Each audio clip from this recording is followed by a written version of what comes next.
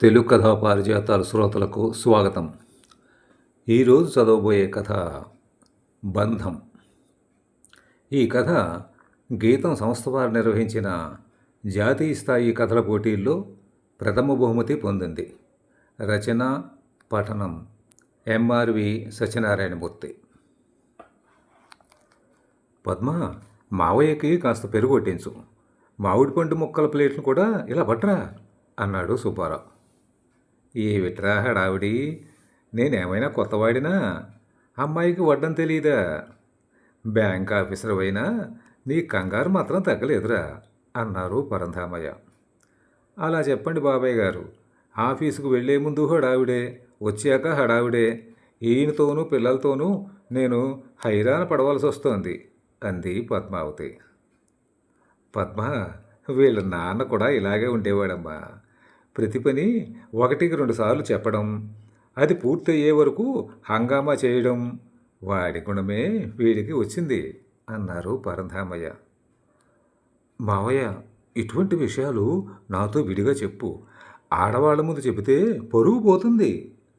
సుబ్బారావు మాటలకు పరంధామయ్య పద్మావతి ముసిముసిగా నవ్వారు. భోజనాలయ్యాక ఒక్కపొడి వేసుకుంటూ విశేషాలేమిట్రా అని అడిగిన మేనమావకు బంధువుల సంగతులు చెప్పి కోదండరామయ్య గారికి 2 రోజుల నుంచి ఒంట్లో బాగుండలేదని చెప్పాడు సుబ్బారావు. ఏమిటి సుస్థి అడిగారు. మొన్న వాకింగ్కి వెళ్తూ వస్తుండగా కరెంటు పోయింది. ఆ చీకట్లోనే ఇంటికి వచ్చి లోపలికి వెళ్తూ గడప తగిలి పడిపోయారు. నేను పద్మ టార్చ్ తీసుకువెళ్ళి ఆయన్ని లేవదీసి మంచం మీద పడుకోబెట్టాం. కాకినాడలో ఉన్న పెద్దమ్మాయికి ఫోన్ చేశాం. ఆవిడ మర్నాడు వచ్చారు. ఆ దెబ్బ తగిలినప్పటి నుంచి నీరసంగా ఉంటున్నారు. అయ్యో, అలాగా, పొద్దున్న ఒకసారి వెళ్ళాలి అన్నారు పరంధామయ్య. మావయ్య, నీకు పక్క లోపల గదిలో ఏర్పాటు చేస్తోంది పద్మ. వద్దురా, ఈ వరండాలోనే మడత మంచం వెయ్యి, ఇక్కడే పడుకుంటాను. కోదండరామయ్య గారింట్లో ఉన్న పారిజాతం పూల పరిమళాన్ని ఆస్వాదిస్తూ వరండాలో పడుకోవడం పరంధామయ్యకు అలవాటు. ఆ విషయం తెలిసినా మేనమామ మీద ఉండే గౌరవం కొద్దీ లోపల పడుకోమన్నాడు సుబ్బారావు. చివరికి ఆయన కోరిక మేరకు వరండాలోనే మడత మంచం వేసి మంచినీళ్ళ చెంబు పక్కనే ఓ విసనకర్ర కూడా ఉంచారు. 10 నిమిషాలు భగవద్ధ్యానం చేసుకుని నిద్రపోయారు పరంధామయ్య. మర్నాడు ఉదయం 8 గంటలకు ఎదురింటికి వెళ్ళారు పరంధామయ్య. సావిట్లో మంచం మీద పడుకుని ఉన్నారు కోదండరామయ్య. పరంధామయ్యను చూసి శారద కుర్చీ వేసింది. ఎలా ఉందమ్మా నాన్నగారికి అడిగారు పరంధామయ్య. అలానే ఉందండి. మొన్న పడిపోయినప్పటి నుంచి లేచి నడవలేకపోతున్నారు. మంచం మీద లేచి కూర్చోగలుగుతున్నారు. డాక్టర్ గారు రోజు వచ్చి చూసి వెళ్తున్నారు చెప్పింది ఆవిడ. మాస్టారు, మాస్టారు అని 4-5 సార్లు పిలవగా కళ్ళు తెరిచారు కోదండరామయ్య. ఎలా ఉందని పరంధామయ్య ప్రశ్నించారు. బాగానే ఉందని చేతితో సైగ చేశారు ఆయన. జాగ్రత్త, విశ్రాంతి తీసుకోండి అని చెప్పి బయటకు వచ్చారు పరంధామయ్య. ప్రహరీ గోడకు ఆనుకొని ఉన్న పారిజాతం చెట్టు వంక చూశారు. చెట్టు కింద పారిజాతాలు చిందరవందరగా ఉన్నాయి.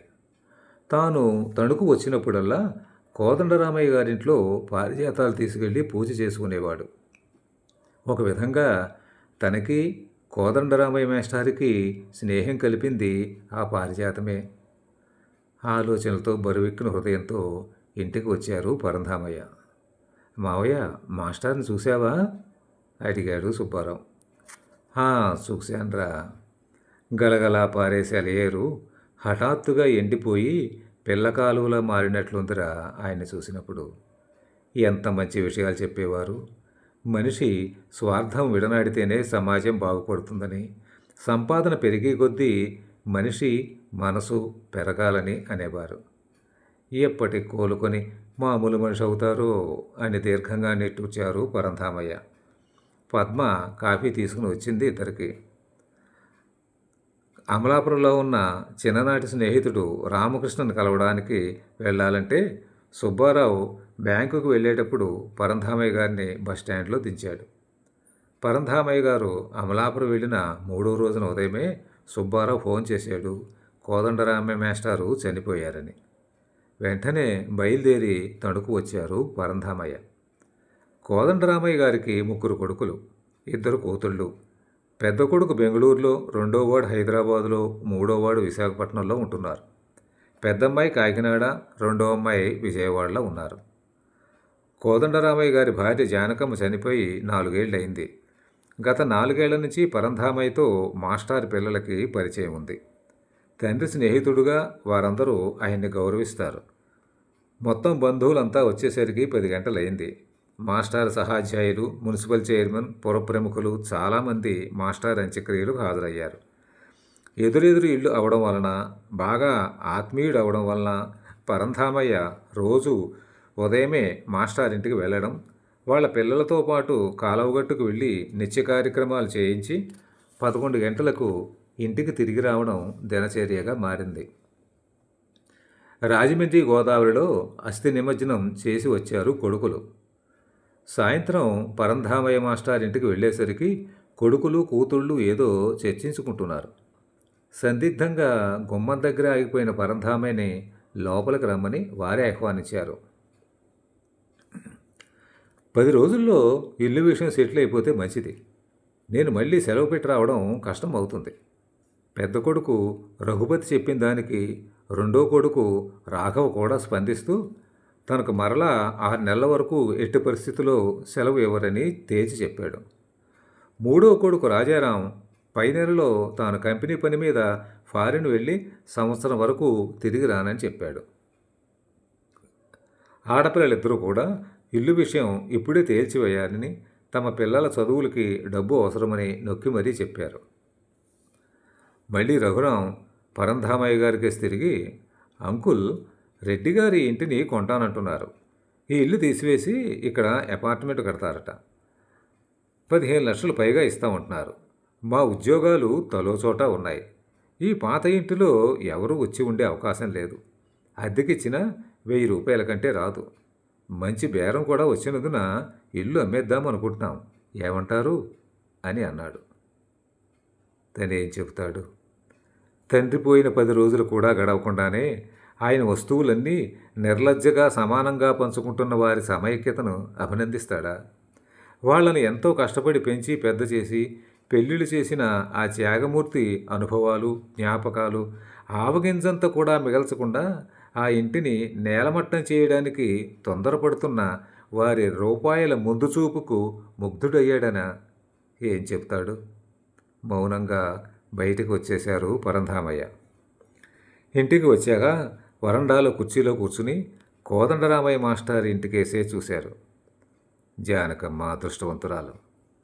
ఈ పాపాలన్నీ చూడాల్సి వస్తుందేమోనన్న బాధతో ముందే స్వర్గస్థురాలైంది. ఈ మనుషులు ఎందుకు ఇలా ప్రవర్తిస్తున్నారు? ప్రపంచమంతా భారతదేశంలోని కుటుంబ వ్యవస్థ గొప్పదని, కుటుంబ సభ్యుల మధ్య పెనవేసుకున్న ఆప్యాయత, అనుబంధాలు ఉదాత్తమైనవని వేనోళ్ల కొనియాడుతున్నారు. కానీ ప్రస్తుతం ఇక్కడ జరుగుతున్నదేమిటి? ఈ బంధాలు, అనుబంధాలు పేకమేడల్లా కూలిపోతున్నాయి. ప్రాణం లేని పచ్చనోట్లకు ప్రాముఖ్యత పెరిగి మనిషికి మనిషికి మధ్య విలువలు తరిగిపోతున్నాయి. ఎంతగా మనిషి దిగజారిపోతున్నాడు. అన్నీ స్వార్థపు ప్రణాళికలే, దురాశా పన్నాగాలే. ఎవరు ఏమనుకున్నా పర్వాలేదు, నాకు బోలెడు ప్రయోజనం చేకూరితే చాలు. తల్లి, తండ్రి, అన్న, తమ్ముడు, అక్క, చెల్లి ఎవ్వరూ అక్కర్లేదు. అంతా కరెన్సీమయమే. మనిషి పరుగులు తీస్తున్నాడు. ఏమిటో ఈ పరుగు చివరికి ఎక్కడికి దారితీస్తుందో ఎవ్వరికీ తెలియటం లేదు. కొండ శిఖరానికా, పాతాళంలోకా? నిరంతరం దేశం కోసం, సమాజం కోసం ఆలోచించే కోదండరామయ్య మాస్టర్ పిల్లలు తమ సుఖం కోసం, సౌకర్య కోసం ఆలోచిస్తున్నారే కానీ తప్ప తమ తండ్రి ఆదర్శ జీవితం గురించి, త్యాగ నిరత గురించి ఏమాత్రం ఆలోచించడం లేదు. తాము పుట్టి పెరిగిన ఊరిని, ఎన్నో మధురమైన అనుభూతుల కాణాచైన ఆ ఇంటిని శాశ్వతంగా వదిలి వెళ్ళడానికి సిద్ధపడుతున్నారు. ఈ కాలపు పిల్లలకు సెంటిమెంట్లు, విలువలు అంటే అంటరాని వస్తువులుగా మారిపోయాయి. ఎప్పుడు కోదండరామయ్యని కలిసినా ఆ ఇంటి గురించే తనకి ఎన్నో విశేషాలను ఆయన వివరించేవారు. పరంధామయ్య గారు ఈ అరుగు మీదే ప్రసిద్ధ కవి బాలగంగాధర తిలక్ సాహితీ చర్చలు జరిపేవారు. ప్రతి ఉగాదికి ఒక కొత్త మొక్కను ఈ ఆవరణలో మేము నాటేవాళ్ళం. ఈ పారిజాతాన్ని తిలక్ నాటారు. అందుకే అదంటే ఆయనకు ప్రాణం. నాకు కూడా ప్రాణమే. 1986లో వరదలు వచ్చినప్పుడు చాలా మొక్కలు పోయాయి. ఈ ఇల్లు మోకాల్లోతు నీటిలో మునిగిపోయింది. కానీ వరద తగ్గాక చిత్రంగా ఈ పారిజాతం చెట్టు రెట్టింపు పూలు పూసేది. త్యాగరాజోత్సవ కమిటీ ఈ ఇంటి ప్రాంగణంలోనే తొలిసారిగా సమావేశమయ్యింది. ఎంతోమంది డాక్టర్లు, లాయర్లు, సాహితీవేత్తలు, సంగీత కళాకారులు ఇక్కడే తరచూ కలుసుకుని ఈ పట్టణ అభివృద్ధికి ప్రణాళికలు రచించేవారు. నేను ఎప్పుడూ దీన్ని ఒక ఇల్లుగా భావించలేదు. లలిత కళలకు ఊపిరిలూదిన శాంతినికేతన్గానే తలచాను. ఈ ప్రాంగణంలోనే ఒక ఉచిత పాఠశాలను ఏర్పాటు చేసి పేద బాలలకు మంచి విద్యను అందించాలని నా సంకల్పం. ఆర్థిక స్తోమత లేనివారు తమ పిల్లల్ని ప్రభుత్వ పాఠశాలకు పంపుతున్నారు, లేదా షాపుల్లో హోటళ్లలోనూ పనికి పెడుతున్నారు. దీనివలన ఎన్నో రత్నాలు మట్టిలోనే ఉండిపోతున్నాయి. వారికి తగిన సహకారం అందిస్తే మిగతా వారితో పోటీపడి తమ ప్రతిభను చాటుకోగలరు. అటువంటి మంచి రోజులు ఎప్పుడు వస్తాయా అని నేను నిరీక్షిస్తున్నాను. కోదండరామయ్య గారు చనిపోయే ముందు కూడా సమాజం కోసం తపన పడడం పరంధామయ్యని కదిలించి వేసింది. నిజమే, ఎవరో ఒకరు ముందడుగు వేస్తేనే కార్యక్రమం సఫలమవుతుంది. మనసుల్లో మంచి అభిప్రాయాలు ఉంటేనే సరిపోదు, దాని ఆచరణకు నడుం కట్టాలి. అవును, ఆ పని తానే ఎందుకు ప్రారంభించకూడదు? ఈ ఆలోచన రాగానే పరంధామయ్య ఒక్కసారిగా అలర్ట్ అయ్యారు. 10 నిమిషాలు దీర్ఘంగా ఆలోచించి ఒక నిర్ణయానికి వచ్చారు. వెంటనే కోదండరామయ్య గారి ఇంటికి వెళ్ళి వాళ్ళ పిల్లలతో ఇల్లు తాను కొంటానని చెప్పాడు. వాళ్ళు ఆశ్చర్యపోయారు. ఈ పాత ఇల్లు మీరు కొంటారా? ఏమిటి సార్, మీరు కూడా అపార్ట్మెంట్ కట్టే ఆలోచనలో ఉన్నారా ఏమిటి? జోక్ చేశాడు పెద్ద కొడుకు. లేదండి, ఈ ఇల్లు, ఆ పారిజాతం చెట్టు, ఈ వాతావరణం నాకు చాలా ఇష్టం. అందుకనే ఈ ఇల్లు స్వరూపం మారిపోకుండా నేను కొనుక్కుంటాను అన్నారు పరంధామయ్య. సరే, మీ ఇష్టం. మాకు ఎవరైనా ఒకటే, మాకు డబ్బు కావాలి అంతే. నాన్నగారికి బాగా స్నేహితులు కాబట్టి మీకే ఇల్లు అమ్ముతాం. మరి వారం రోజుల్లోగా మీకు డబ్బు సర్దుబాటు అవుతుందా? మేము మళ్ళీ మళ్ళీ ఈ ఊరు రాలేము అన్నాడు రెండో కొడుకు. తప్పకుండా డబ్బు సమకూర్చుకుంటాను, మరి నేను వస్తాను అని మాస్టారు పిల్లలకు చెప్పి బయటికి వెళ్తున్న పరంధామయ్యని చేదస్తం మనిషిగా భావించారు వారు. ఈ ముసలాళ్ళందరూ ఇంతే, పాత చింతకాయ పచ్చడినే పట్టుకుని వేళ్లాడతారు అని గొణుక్కున్నారు కూడా. ఇక్కడ పరంధామయ్య గారి గురించి వివరించాల్సిన అవసరం కూడా ఉంది. పరంధామయ్య గారి 2 కొడుకులు అమెరికాలో ఉన్నారు. అమ్మాయి బెంగళూరులో ఉంది. 2 సంవత్సరాల క్రితమే భార్య చనిపోయింది. స్కూల్ టీచర్గా పనిచేసి రిటైర్ అయిన పరంధామయ్య గారు పిల్లల రాకపోకలకు వీలుగా ఉంటుందని చాలా కాల క్రితం 3 పడక గదులున్న ఫ్లాట్ తీసుకున్నారు హైదరాబాదులో. కొడుకులు ఇండియా వచ్చే ఆలోచనలో లేమని ఎప్పుడో చెప్పేశారు. పరంధామయ్య గారు స్నేహానికి ప్రాణమిచ్చే మనిషి. ఏ మిత్రుడి ఇంట్లో ఏ కార్యక్రమం జరిగినా వాలిపోయి తన చేతనైనంత సహాయం చేసేవారు. కోదండరామయ్య మాస్టర్ ఇంట్లో ఉన్న పారిజాతం చెట్టు ఆయనకు ఎంతో ఇష్టం. చాలాసార్లు ఆ చెట్టు చుట్టూ కట్టిన తిన్నె మీద కూర్చుని కోదండరామయ్య మాస్టార్తో ఎన్నో విషయాలు ముచ్చటించుకున్నారు. ఆ చెట్టు కింద కూర్చుంటే ఆయన మనసు హాయిగా ఉండేది. తల్లిబడిలో నిద్రించే పాపాయిలా ఆయన హృదయం ప్రశాంతతను పొందేది. ఆయన మర్నాడు హైదరాబాద్ చేరుకుని బ్రోకర్ని కలిసి ఫ్లాట్ అమ్మేస్తున్నానని చెప్పారు. మంచి సెంటర్లో ఉన్న అపార్ట్మెంట్ అవ్వడం వల్ల 20 లక్షల పై వరకు వచ్చింది. 4 రోజుల్లో రిజిస్ట్రేషన్ చేయించి ఆ డబ్బుతో తణుకు వచ్చేశారు పరంధామయ్య. హైదరాబాద్లోని ప్రధాన సెంటర్లోని ఫ్లాట్ అమ్ముకుని తణుకులోని ఒక పాత ఇంటిని కొంటున్న పరంధామయ్యని దాదాపు అందరూ పిచ్చివాడిలాగే చూశారు. కోదండరామయ్య గారు చనిపోయిన 10వ రోజునే కొడుకులు పరంధామయ్య గారి పేరున ఇల్లు రిజిస్ట్రేషన్ చేశారు. వాళ్ళు ఇల్లు ఖాళీ చేశాక ఇంటికి సున్నం వేయించి అందులోకి ప్రవేశించారు పరంధామయ్య.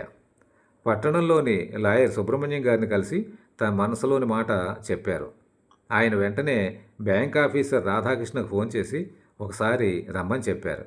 ముగ్గురు ఒక గంట సేపు అనేక విషయాలను చర్చించుకుని పరంధామయ్య గారి ఆశయం మేరకు ఆ ఇంటిని ఒక శాంతినికేతన్లా రూపొందించడానికి ప్రణాళికలు తయారు చేశారు. నగరంలోని చిత్రకారుడు రామశాస్త్రి పిల్లలకు ఉచితంగా చిత్రలేఖనం నేర్పడానికి ముందుకు వచ్చారు. నెల రోజులు అయ్యేసరికి కోదండరామయ్య గారి కాదు పరంధామయ్య గారి ఇంటి ముందు శాంతినికేతన్ అనే అందంగా రంగుల్లో ఉన్న బోర్డు వచ్చి చేరింది. బాలబాలిలకు సంగీతం, నాట్యం, చిత్రలేఖనం, ఉచిత శిక్షణ ఇవ్వబడుతుంది. ముఖ్యంగా భారతీయ సంస్కృతి సంప్రదాయాలు నేర్పబడను అని ఉన్న ఆ బోర్డు అనేక మందిని ఆకర్షించింది. 10 మందితో ప్రారంభించబడిన ఆ సంస్థలో 2 నెలలు తిరిగేసరికి 100 మంది చేరారు.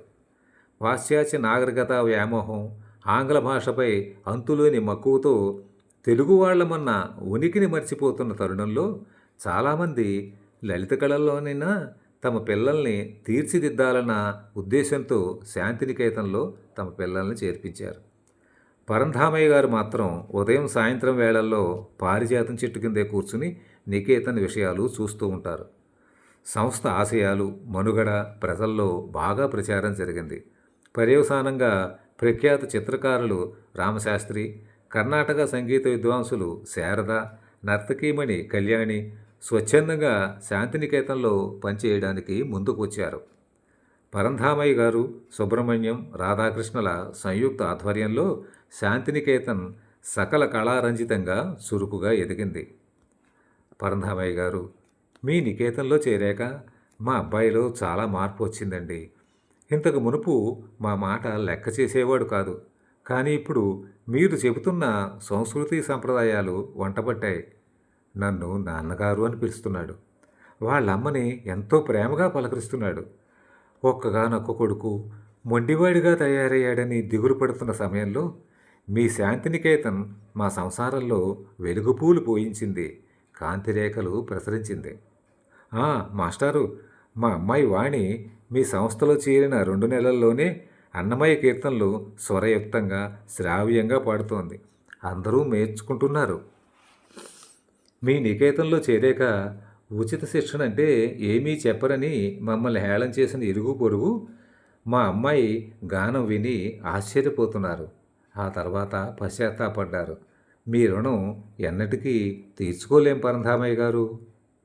ఇలా ఎంతోమంది సాయంత్రం వేళల్లో పరంధామయ్య గారిని అభినందిస్తుంటే ఆయన చిరునవ్వుతో, అంతా పరమాత్ముడి దయ, నేను నిమిత్తమాత్రుని, మీ అభిమానానికి సర్వదా కృతజ్ఞుణ్ణి అని నమస్కరించే దృశ్యాలు రోజూ మనకి అక్కడ కనిపిస్తాయి.